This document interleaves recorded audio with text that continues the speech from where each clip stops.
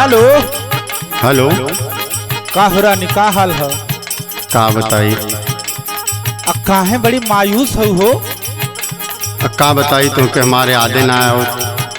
अरे ऐसा बात ना पागल, तो के दिक्कत का तू बतावा। ले सुनी। हाँ सुनावा। जात परद सवामा भुलाए गैला राजा जी। जात परद सवामा भुलाए गैला राजा जी।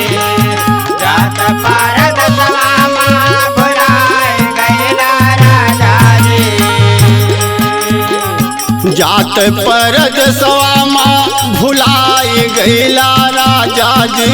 भुलाए गैला राजा जी। कौनो सवतिया पे लोभाए गैला राजा जी। कौनो सवतिया पे लोभाए गैला राजा जी। कौनो सवतिया पे लोभाए गैला राजा जी। ए रानी, हाँ बोली। तो के केहू चढ़ा दल का पास परोस के? ना सुनी ना। हाँ सुनावा। दई के भुलैया गैला लैबे लहंगा सरिया। लैबे लहंगा साड़िया हो लैबे लहंगा साड़िया। लैबे लहंगा साड़िया हो लैबे लहंगा साड़िया।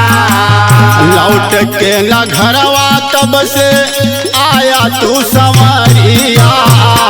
आया तू संवरिया ना हो आया तू संवरिया। आया तू संवरिया ना हो आया तू संवरिया। दई के भुलैया गैला लौबे लहंगा सरिया। लौट के न घरवा तब से आया तू संवरिया। बतिया से कौने ऋषिया गैला राजा जी। बतिया से कौने ऋषिया गैला राजा जी। कौने सवतिया पे लोभाई गैला राजा जी। कौने सवतिया पे लोभाए गैला राजा जी। कौने सवतिया पे लोभाए गैला राजा जी। एक चीज और सुनी। बोला। बहुत तकलीफ होता है। अब तकलीफ ना तोहरे दिमागी के भरम हो। पापी पपीहरा रोज पीहू पीहू बोलेला। पीहू पीहू बोले रोजा पीहू पीहू बोलेला। पीहू पीहू बोले रोजा पीहू पीहू बोलेला।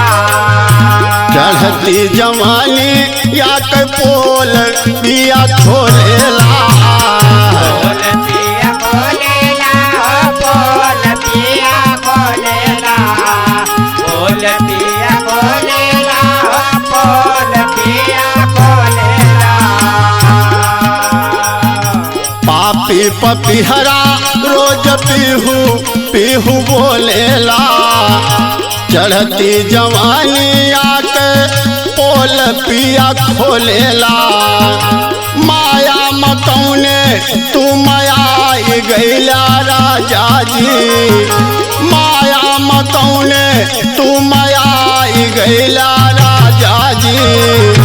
कौने सवतिया पे लोभाई गैला राजा जी। कौने सवतिया पे लोभाए गैला राजा जी। कौने सवतिया पे लोभाए गैला राजा जी।